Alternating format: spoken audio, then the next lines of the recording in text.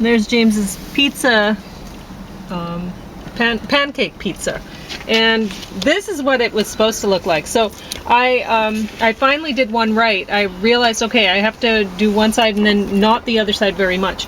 But I'll talk about that later.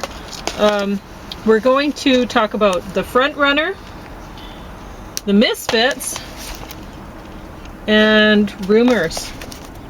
And that's not the Fleetwood Mac Rumours, huh? No. So we're having a bit of a political session today. Yes. And if we don't cover that entirely, we preview something that's Greek for the New Testament, yeah? In the original Greek. All right, and, so New Testament in English. Okay. I don't know. It'll be a weird mix if that happens. But anyway, so James will tell you how the pancake pizza worked out, but this one didn't work out well anyway. What I did for it, this was the first one, and I was doing it in the cast iron pan, and I've mixed pancake mix that I got on discount for very cheap. Oh, it's very hot right now. Yeah. So yeah, it's just falling apart with me trying to. But anyway. I don't mind it falling apart or whatever. No. I expect that it will anyway, because what happened is I put the mix and I got it to the right, well, you can see with that one, the one that worked at the end. I got it to the right consistency, I think. And so then I was putting it, I had it in the pan, and this one, I didn't realize how much it would spread out, right? So then it was too big, and I'm like, how am I going to even flip that thing? Because I wanted it that size. And so my big mistake was that I hadn't preheated my cast iron pan properly. Hot pan, cold oil, food won't stick, right? And if you ever watched the, what was his name that he went by? It was not Cook? it was not the urban peasant, was it? Or the, I can't remember. No, hold on. Are you talking about the guy that was in Prince Edward Island? No. This is a different chef. Then there anyway, was Ricardo. He was a nice. Yes, we used to like watching the Food Network a lot together. And you're not talking about Gordon Ramsay, that horrible. No, this is the Frugal Gourmet. That was the name of this one. Anyway, I don't recall him. It was a guy, right? Yep. But a lot of the time, you'd watch his ingredients and you're like, what's so frugal about using truffles and whatever, right? Come on, man.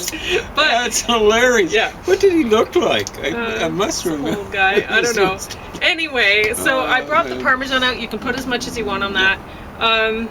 So, yeah, I put the cast iron pan and I put the oil I used coconut oil in there before it was properly heated up. And then it all mixed in with the batter, which made it all, you can see, all crispy like, and so yeah, it's gonna fall apart pretty well, but I managed to get it onto this. So what I did is once I let it cook pretty well on the one side, which I showed you like I did on that, right? I let it cook more on the one side, and then I took the pan and I put the pan on top of the cast iron pan. I put the baking sheet on top of it, and then I flipped it over. And I looked at it and I'm like, oh man, it's not coming off there. And so then I managed to flop and it came off, and so it was good. And I'm like, so I brought this out for James to eat on the baking sheet because I thought, all right, I had luck getting this without making it fall apart once. I'm not going to test my luck. He can eat it off that and I'll just deal with it later. And yeah, you probably don't like the look of my baking pan. That's how all of my baking pans look. They all get really black.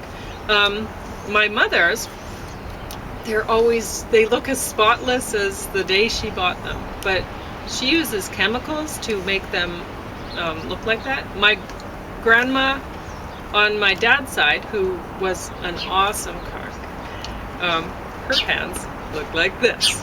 And so I feel just great that my pans look like this. No, she wasn't really doing old-fashioned cooking or anything like that from the old world. It's just like she did kind of North American farm cooking, right? But she did do she made pierogies, cabbage right? rolls and put a hat. She did. There we go. You're right. know, and she had this one salad that she made that sort of reminds me of tahini, or not tahini, sorry, tzatziki. It's it had cucumbers in it, and it was kind of creamy and Yeah, nice, I don't know. refreshing salad. I don't know how I forgot. But I actually tasted her cabbage rolls. Through my aunt, because my aunt taught, my grandma taught my aunt how to make And stuff. they are the best cabbage rolls ever. Grandma's And cabbage rolls. even there was a woman I worked with.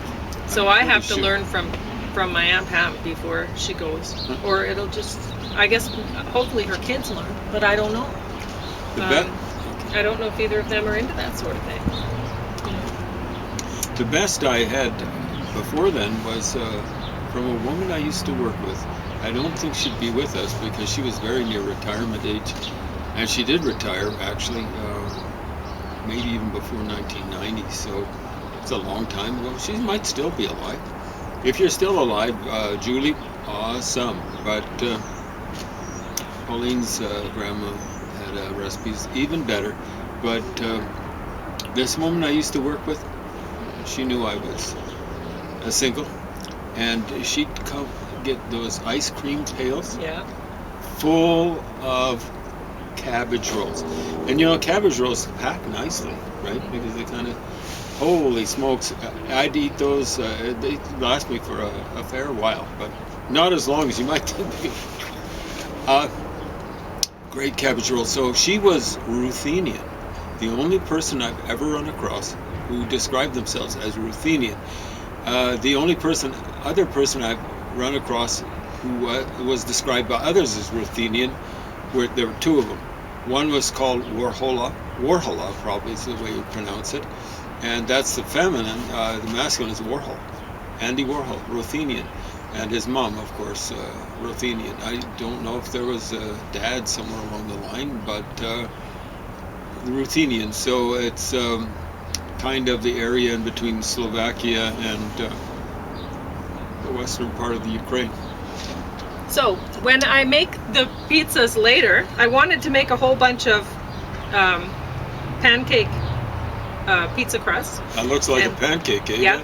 And so when I make it later, I'll put this side that's not cooked very much on the pan, on the baking sheet, and then put the sauce and everything on here, and then put it in the oven real quick, and it should be done.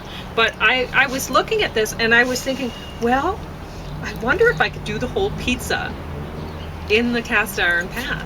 And I bet you I could if I wanted to do it that way. You mean like that? Well, one thing you can do, the handy thing about cast iron pans is you can put them into the oven. Right. Yeah. So what I could do is another thing, if I wanted to make the pancake pizza another way, is do the one side, cook, flip, put the pizza stuff on, stick it in the oven, done. And then it's right in just the one pan, in the cast iron pan. Now this you actually had in a pan on top of the stove, right? I had it in the cast iron pan, and then I flipped it onto this. Yeah. And but there was no oven involved? Yes. Oh, there was? Yeah. But I realize I don't have to use this if I don't want to. There we go. I could just use the cast iron pan to make I was just trying to figure out what pizza. you're saying. Anyway, pizza seems to be very much an oven sort of thing. Yes. From what I've experienced. I was kind of surprised to see you with it in the pan. It kind of looked like a pancake. Yeah. So anyway, that's how I will make it the next time. And then the bottom of the pizza that's not as cooked, the bottom of the shell, is going to be cooked more in the oven, right? Do you see what I'm saying? And then the side that is cooked, that looks like a pancake more, well, that's not going to get sauce and stuff soaked into it, so it should work out really well. Now, what oil were you saying you used? Coconut. Coconut. Because you can heat it's kind coconut of sweet, isn't it? Well, it is. People at home might have been noticing I'm eating around the edge. How that sound? Well, it's got a lot That's of because oil I in there. want to avoid the possibility of burning my Mouth on the other stuff. Yeah, because I But put. with that coconut oil, this is almost like a dessert pizza. Yeah, well, Because that's one it's thing. sweet. It's awesome. Yeah, It's so. better than regular pizza. I don't care how crumbly it is. I'm talking about the taste. Yeah, but the next one won't be crumbly. It'll be perfect. Okay. You'll see But tomorrow. it'll have a similar taste. Yeah. So. I'm shocked. I could eat a whole, well, maybe not a whole, but I could eat like something like this as a dessert thing without anything on top of it. It tastes almost like a cookie. Yeah. Yeah. Well, my see what I used here is pizza squeeze, which I was I don't know. I was thinking of it recently because when I was in college, I pizza squeeze was pretty much a daily. It was a part of my meal. Oh, to be young again, eh? And So I went to the store and I'm like, so yep, you're they about still make 20 pizza then, eh? squeeze. Well, So- maybe more like 19, 18, 19. So I got some pizza squeeze. So that's what I used on there just for old time's sake. And I put some extra garlic and spices, oregano and basil and such. And yeah, we'll see how it goes. I guess James doesn't need the Parmesan today. I'm surprised. He usually loves Parmesan. This is awesome. So anyway, but you have to be sure about which you can't use any pancake mix. It's just I had Any old pancake. no any of them. Oh, any. You could use some, but not all. Is that what you mean? Yeah. Because like the Bisquick that we tried on discount for less than $1 a box a while ago, it tastes a bit like vanilla. Well, that's not going to work for pizza. So this one I think was called Pearl Mining Company or something like that. And it doesn't taste like, it's a buttermilk pancake mix, so it's kind of yellowish, but it doesn't taste like anything. And honestly, it's the reason it's not, like I looked at the ingredients list, and you'd think, oh, well, buttermilk, yeah, it's a yellowish color, so that's why, but no, they put tartrazine in there, so. Just for that? Yeah, same stuff they put in Kraft Dinner, so that's why the yellowish color. Oh, gosh. Yeah, honestly. But Anyway, buttermilk. My dad used to drink it. I was thinking about No, that. it's I was good. going, yeah, but it's not really, is it? it's good for Like you. buttermilk. Well, Pancakes I are think it's- yellowish. Yeah, it's yellowish, Okay. I think. Maybe. I don't know. Anyway, so, but honestly, you can make your own pancake mix really easily. But I was just doing this because I was thinking, oh, well, if I were a college student again, wouldn't this be great? Because then I could stick a bunch of those, make a bunch just on Sunday or whatever. And so I have 7 of these, the right ones. And so that one, the 8th one, well, which was the first, it didn't turn out as well. So say you make yourself pancake pizza on Sunday, and then you make enough for crusts for the rest of the week, and you have them in the fridge, and then you get home from school and you put on the pizza squeeze and your toppings, and there you go, you're all ready. So I was just thinking that way. So anyway, I'm glad that James likes it. And if James likes it, I would have liked it when I was a college student for certain. So anyway. Would you gladly go back to being 20 years old? No, I like neither. being, Yeah. honestly, if I realize why people don't tell 20-year-olds or teenagers or whatever, girls, the truth about what things are like after menopause or whatever, or getting into menopause. I mean, that's tough. But anyway, unless you take the supplements and stuff like that, or I know that a lot of people, they take birth control pills to go through the change, so that. Hormonal But treatment. I wanted to see what it was like, just going au natural, and yeah, that was tough.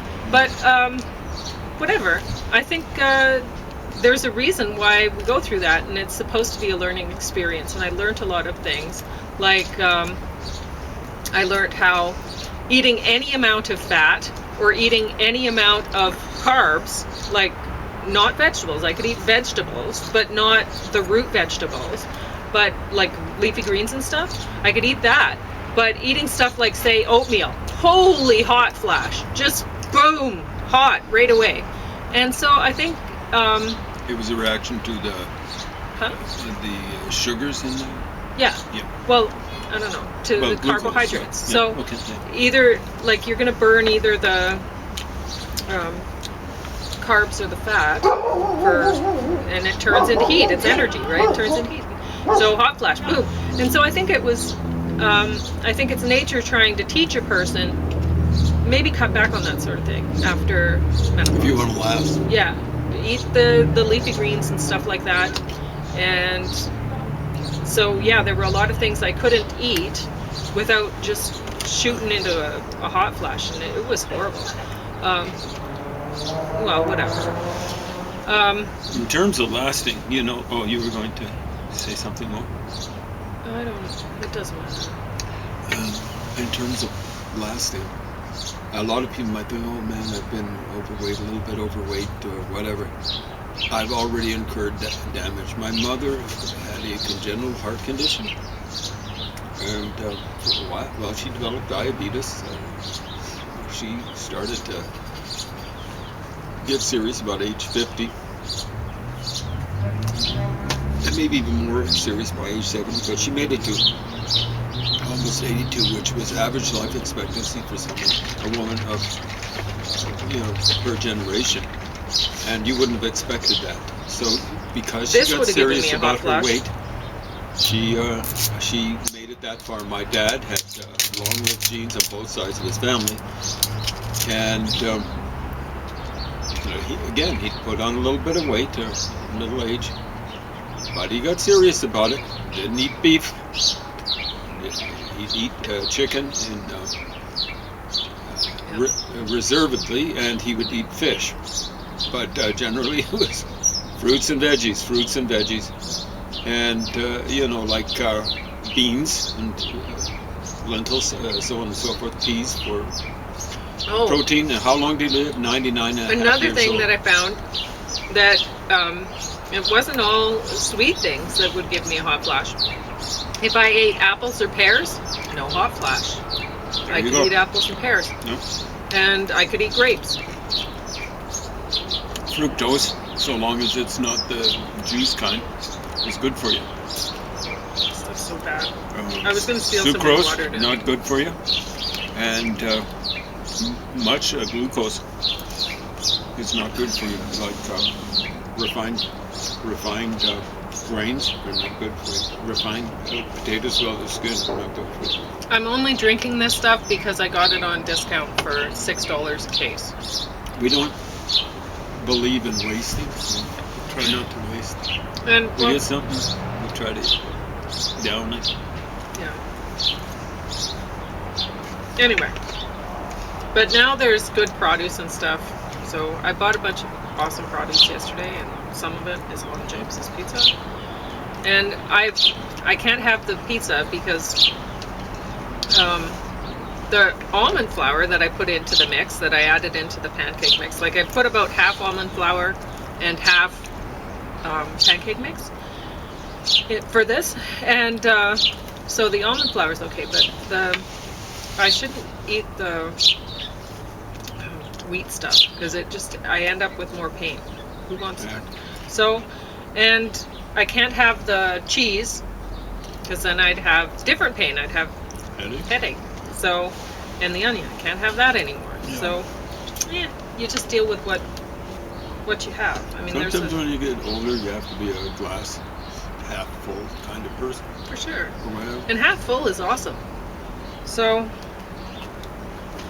it is. Yeah. If you've got a bit of health, it's better than being 20 years old.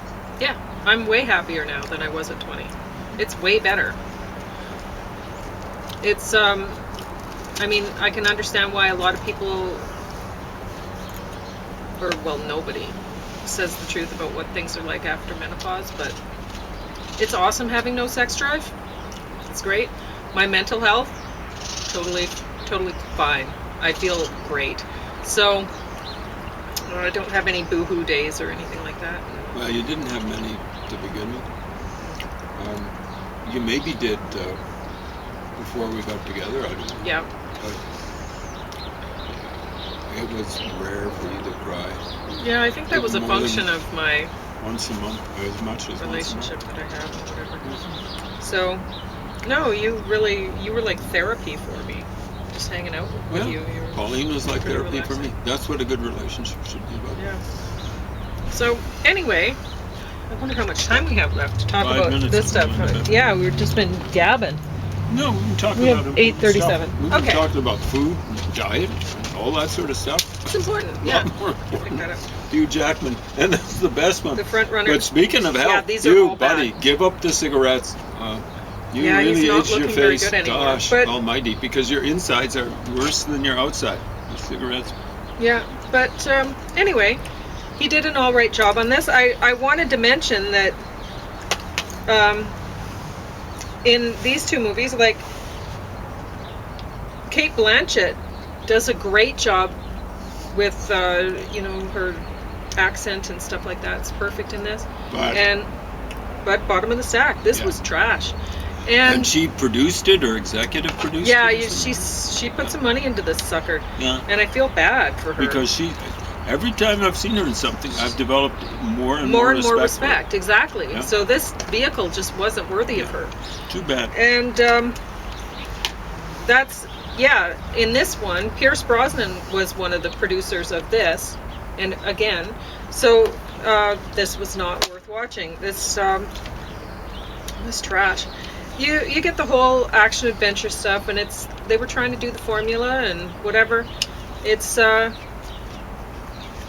story didn't work very well. It just wasn't believable, and the acting, although there wasn't really much asked from them. I mean, you had Tim Roth in here. I like him as an actor and stuff like that, but and Pierce Brosnan was fine. Well, he's put on a few pounds. Well, I think he still looked good. He still looks great. I mean, he got amazing head of hair. He looks like my dad, but understand, Pierce, my dad at your age looked better than you because he lost the weight that he had. They had almost exactly the same type of hair. Yeah. Widow's peak, dark black hair, stuff like that. But the Misfits, this is a terrible name for anyway, whatever. So we're going to talk about the front runner. This was based on a true story about Gary Hart, a politician who, in this, they were saying it looked like he was going to win. Well, no, he was never going to win. That's the thing. You look at the polls and stuff like that. They were talking about the polls on the radio. There was a guy voting in, I don't believe it. And you know what? I don't believe in the poll. Because a lot of the time, you look at, this left-winger, it looks like he's going to win. And you're like, okay, when's the other shoe going to drop? When is the affair going to come out? Or the ties to communist Russia or something, right? Like, you're just waiting for it. And you think, okay, well, this guy's getting a lot of funding to go around and publicize himself. And you have to wonder, where's the funding coming from? And honestly, Democrats in the United States I think it's coming from the Republicans. Been way behind the Republicans in funding. They fund who they want to beat. Who's easy for them to beat. That's who they fund. Right. So they would have known more about the Republican secret funders, would have known more about Gary Hart's surreptitious sex life than the Democratic Party would have. It's the same thing happened when George McGovern picked Eagleton or whatever his name is to be his running mate, his vice presidential candidate, Patrick Buchanan. So Gary Hart was never going to win. No, he was never going to win. He would have seemed like a front runner, but that's until the Republicans started dropping the dirt on how he was cheating on his wife. Gary Hart, what a scumbag. Anyway. I think the populace is largely over it now, at least on the left-hand side of things with Donald Trump's. People should be upfront about it. Yeah. right away. There's no problem with it. Like, you could say, oh, well, it's just that the left-wingers are such Puritans that they won't vote for a guy who can't keep his zipper up or whatever. No. They're upset because the guy is a lying cheat. And they don't want a lying cheat to represent them. So be upfront about it. His wife is still with him. Lee Harton, yeah, in I guess in up till when this was made, 2019, so probably still. Boy, all I gotta say to you, Mrs. Hart, or however you go, Ms. Hart, you are one patient person putting up with that idiot. Because I think you were portraying him accurately. He was getting mad at the reporters for covering his cheating on his wife. What? All you have to do is be upfront about it. I mean, Trump, people are voting for him like crazy, and the things that he said and done, shocking. But he's upfront about it, and people respect that. Sort of. Well, I do. I respect the fact that he's upfront about things like that. Even though don't like the guy and don't respect him, I respect that about him. No, I guess. And I don't respect somebody making like they're faithful to their wife and all this, and they're not. They're boning some models. Whatever. Get the wife up there with him and say, yeah, we have an open relationship and it's great. Whatever, mind your own business about and people would probably vote for that. Just be upfront about it. But it isn't a good advertisement for a politician when he's lying to his wife and lying to the press. I'm saying don't lie about it. That's what I'm saying. Don't lie. Just be upfront about it right away and say, yeah, we have this agreement. And it is what it is, and, stay out of our bedrooms. I'm here to do a job as a politician. And if you don't like me as marriage material, well, you don't have to marry me. This woman has, and she thinks it's great. Whatever. Deal with it.